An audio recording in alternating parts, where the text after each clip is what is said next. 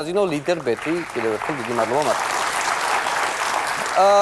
როგორც უკვე გიხარით, ბიძინა ივანიშვილი აქტიურად აპირებს ჩაერთო საარჩევნო კამპანიაში, ამასთან დაკავშირებით ჰოლივუდი დაინტერესდა და აპირებს რომ გადაიღოს ძალიან ისეთი საინტერესო ფილმი. მანამდე კი ვნახოთ ამ ფილმის ანონსი. მოქმედება ხდება ერთ ნატოსგან მივიწყებულ ქვეყანაში. როდესაც ხალხს ყველა იმედი გადაწურული ჰქონდა, სწორედ მაშინ გამოჩნდა ის. მან კვლავ ხელისუფლებაში ყოფნა გადაწყვიტა და ამით ხალხს გადაწურული იმედი ხელმეორედ გადაუწურა. იპოთეკარების წართმეული სახლების დაბრუნებას მან ისევ პოლიტიკაში დაბრუნება ამჯობინა. მოგესალმებით ჩემო საყვარელო ხალხო!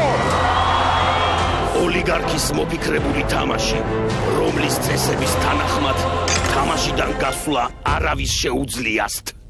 თამაში, სადაც მთავარი გმირები ერთმანეთს სისულელეების თქმაში ეჯიბრებიან. გუნებით მაჟორიტარევარი ბუშის ბაკლების რო ერქვა, ვაფრთხილებენ რომ მამაკაცებში იმპოტენციას იწვევს. გაზისმენში მგონია თუ რაღაცა ბომბი გამოცურდება და ბომბი მოვა. 10 ლარი არის 10 ცალი გული. 10 ლარი არის 4 ბოთლის ზეთი. ნაიდიარდები ქვეყნის გამოყვანა სტაგნაციიდან ძალიან ძნელია. ვინ გამოვა გამარჯვებული? კონკურენცია დიდია. თუმცა თამაშს ლიდერობს ადამიანი, რომელმაც შიმშილობაც კი ფასიანი გახადა. რიმა ბერაძე. მეორე ლიდერი კი თეთრებში გამოწყობილი ქალბატონია. ეკა ბესელიას ჩაცმულობა, უგემოვნობა თუ დანაშაულის დაფარვის უნიჭო მცდელობა.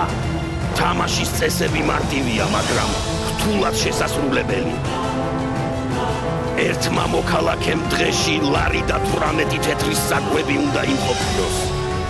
ფილმი დაფუძნებულია რეალურ ცინიკურ ფაქტებზე. მუდამ საფრთხის წინაშე მყოფ მოთამაშეებს წინ ყველაზე საშინელი ტური ნარმანიას ორმოების გადალახვა უწევთ. ფილმი, სადაც მთავარ როლს თვითონ ბიუჯეტი ასრულებს. ფილმი, რომლის გარღვეულმა ბიუჯეტმა 6 მილიონს გადააჭარბა.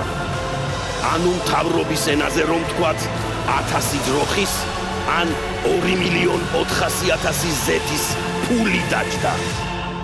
და როდესაც ქვეყანას გადაშენება ემუქრებოდა, გადაშენდა ბიუჯეტის შემჭმელებისგან. შიმშილის თამაშები მალე საქართველოს კინოთეატრებში.